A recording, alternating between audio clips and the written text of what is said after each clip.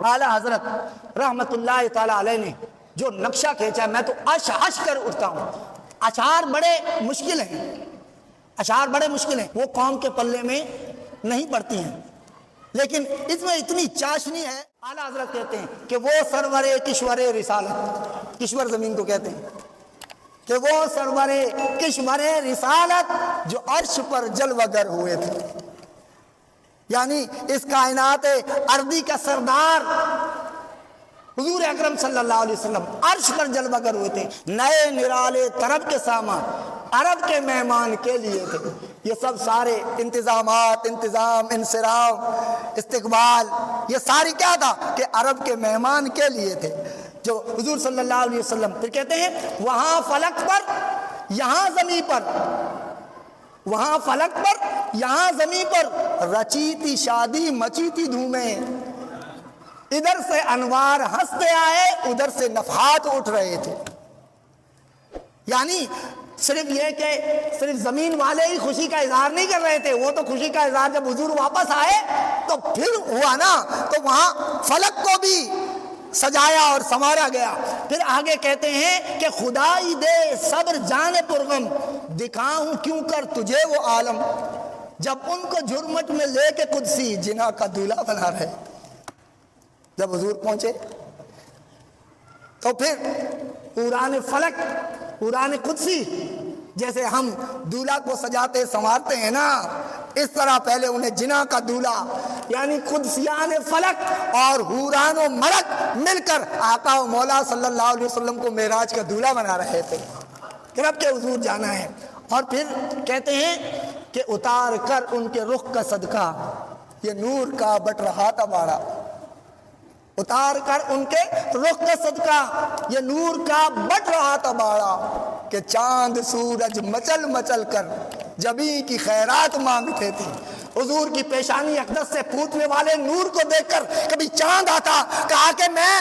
لوگوں کے اندھیری راتوں کو روشن کروں گا، مولا تیرے نبی کے پیشانی سے چھلکنے والے نور کی خیرات مجھے بھی دے دے۔ سورج نے کہا اے میرے رب، تو نے مجھے تخلیق کیا ہے نا، تو مجھے تو لوگوں کے دن روشن کرنے ہیں، اور اس پیشانی مصطفیٰ صلی اللہ علیہ وسلم سے چھلکنے والے نور سے کچھ خیرات اور بھیک مجھے بھی دے دے۔ یعنی پیشانی نور مصطفیٰ کا گدا، منگتا، بیکاری، فقیر، یہ چاند بھی ہے اور سورج بھی۔ اور لوگ یہ کہتے ہیں کہ ہم کہتے ہیں کہ یا رسول اللہ تو لوگوں کو پریشانی لاحق ہوتی ہے، وہاں تو چاند اور سورج بھی اللہ کے حضور پہنچنے کے بعد بھی خیرات جبین مصطفیٰ کی ہی مانگ رہے تھے،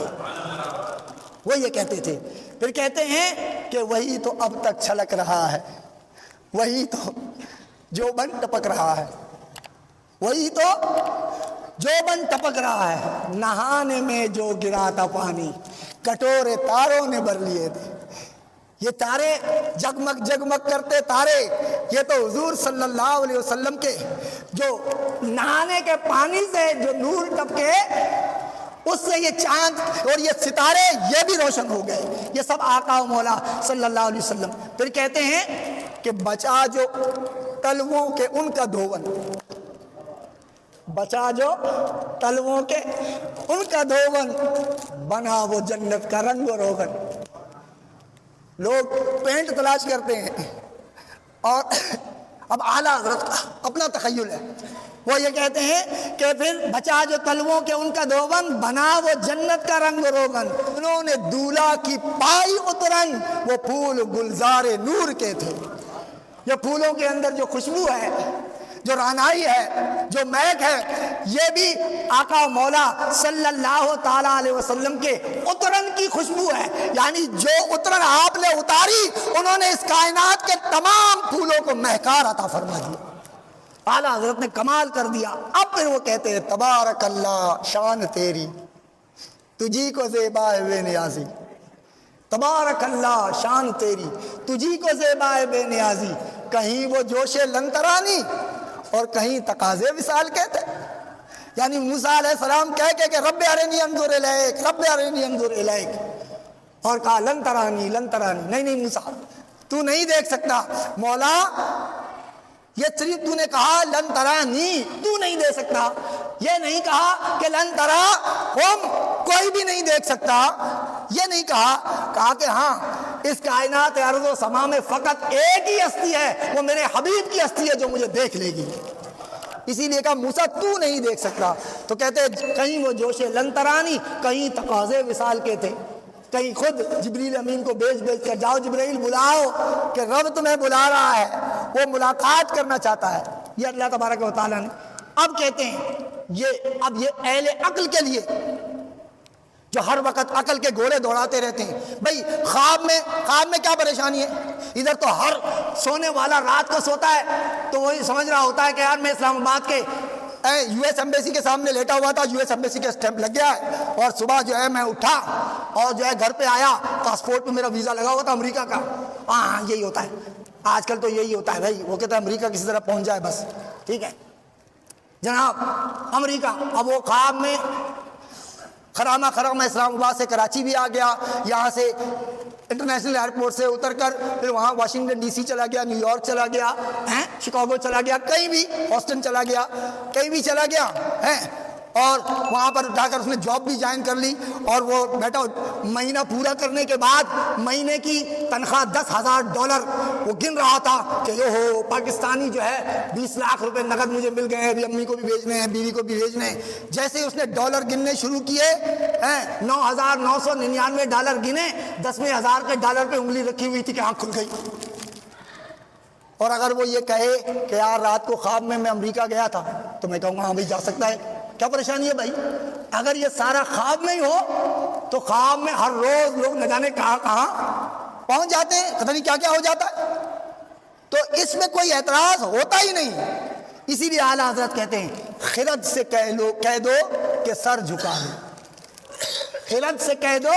کہ سر جھکا لے، گما سے گزرنے والے پڑے ہیں یہاں خود جہت کو لا لے، کسے بتائیں کدھر گئے تھے؟ وہاں لامقام میں پہنچے تو سارے ڈائمنشن اور ساری سمتیں تو ختم ہو گئی، پھر کسے کہیں؟ تو پھر کہتے ہیں آخر میں بس یہاں ختم کرتا ہوں، بس یہ مصرع ہے۔ جب ثم دنا فتدلی کا منظر پیش کرتے ہوئے اعلیٰ حضرت کہتے ہیں وہی ہے اول، وہی ہے آخر،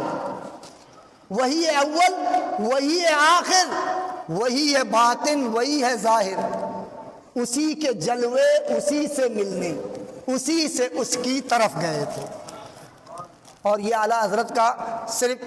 شعری تعلی نہیں ہے،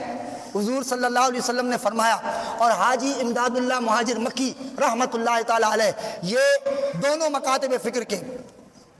لوگوں کے شیخ اور پیر کہلاتے ہیں۔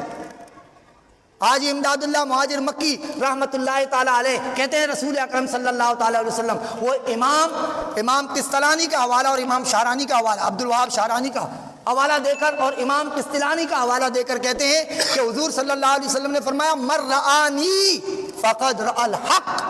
جس نے مجھے دیکھا گویا اس نے اللہ کو دیکھ لیا۔ تو اسی لیے کہا کہ وہی ہے اول، وہی ہے آخر، وہی ہے ظاہر، وہی ہے باطن، اسی کے جلوے اسی سے ملنے، اسی سے اس کی طرف گئے تھے۔ اور فرمایا تو اب یہ تھا کہ یہ پروٹوکول اور اللہ تبارک و تعالیٰ نے یہ عظیم معجزہ اپنے حبیب صلی اللہ تعالی علیہ وسلم کو عطا فرمایا۔